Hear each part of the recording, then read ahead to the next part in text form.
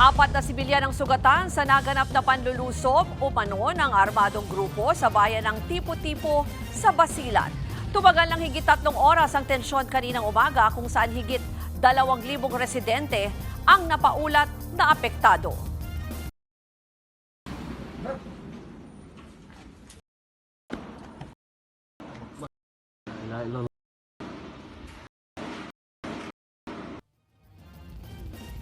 Kita sa videong yan ang pagtatago ng ilang residente habang maririnig ang sunod-sunod na putok ng mga baril.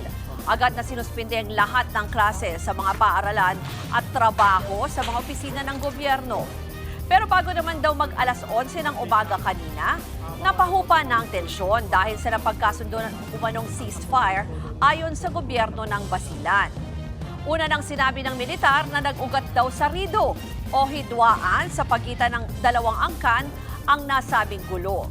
Pero pinabulaanan yan ni Basilan Governor Mujib Hataman. Nag-ugat daw ito ng mabaril ang isang religious leader na kamag-anak umano ng mga miyembro ng Moro Islamic Liberation Front. Sumugod daw ang MILF sa bayan para makuha ang anilay suspect na isa raw municipal guard. Hindi naman magkalaban yung kampo na yon. Nagkataon lang yung nabaril sa lamitan sa mag-anak ng MILF at sinuspect nila na involved yung municipal guard. Doon ko lang nalaman na merong hidwaan. Kasi kung sabihin kong clan war, meron silang historical na conflict. Pero ito, dahil lang sa incident noong lamitan.